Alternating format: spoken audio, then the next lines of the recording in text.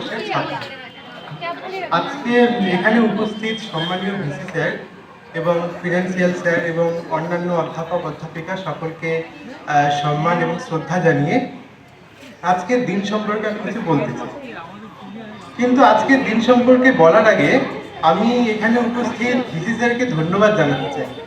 তার কারণ আমি আমাদের সিনিয়রের কাছ থেকে শুনেছি এর আগে নাকি আমাদের বিশ্ববিদ্যালয়ে এরকম অনুষ্ঠান খুব কমই হতোই না।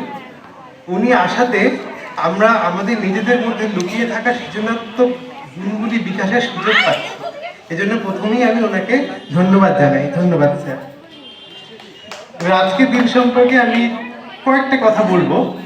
যে আজকে বসন্ত উৎসব, এই বসন্ত উৎসব বাঙালি সংস্কৃতির একটি আনন্দময় এবং রঙিন উৎসব। এই বসন্ত উৎসব শীতের শেষে বসন্তের আগমনের জন্য উদযাপন করা হয়।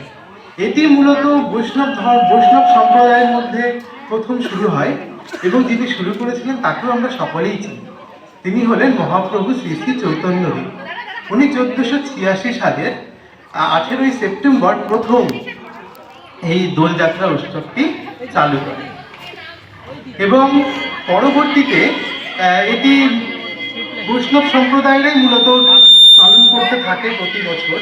কিন্তু 1920 সালে রবীন্দ্রনাথ ঠাকুর তার শান্তিনিকেতনে এই দোলযাত্রাটিকে একটি আধুনিকতার ছোঁয়া এনে সকলের সামনে উপস্থাপিত করে এবং সেই সময় থেকেই এটা আমরা বসন্ত উৎসব রূপে পালন করি।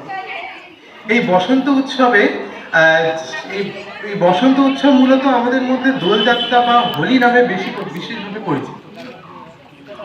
এই দোলযাত্রায় এই বসন্ত উৎসবে বসন্ত ঋতুতে প্রকৃতি যেন নতুন রূপে সেজে, চারিদিকে নানান ফুলের বাহার এবং সেই সঙ্গে কোকিলের সুমধুর কণ্ঠে আমাদের পরিবেশ যেন সুমধুর হয়ে ওঠে। এই দোল উৎসব সারা ভারতবর্ষে পালিত হলেও এবং দেশ বিদেশে পালিত হলেও মূলত দুটি জায়গাতেই মেন পালিত হয়। এক হলো বাংলাদেশে এবং দ্বিতীয় হলো ভারতের এই পশ্চিমবঙ্গ। বাংলাদেশে মূলত ফাল্গুন মাসের প্রথম দিনটি দোল পূর্ণিমা হিসেবে এবং বসন্ত উৎসব হিসেবে তারা পালন করে, কিন্তু আমরা দোল পূর্ণিমার দিন থেকে বেছে নিই বসন্ত উৎসব।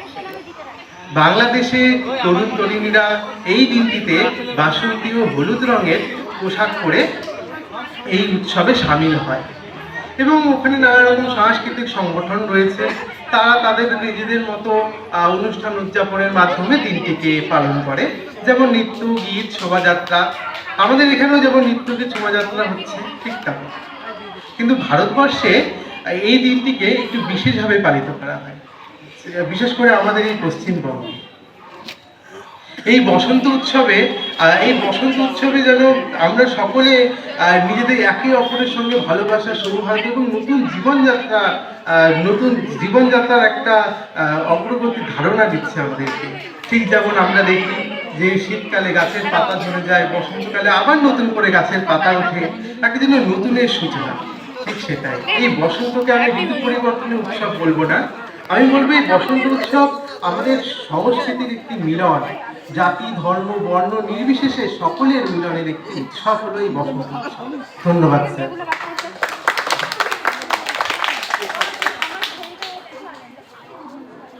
দেখতে দেখতে আমাদের বিশ্ববিদ্যালয়ের বসন্ত উৎসব আজ প্রায়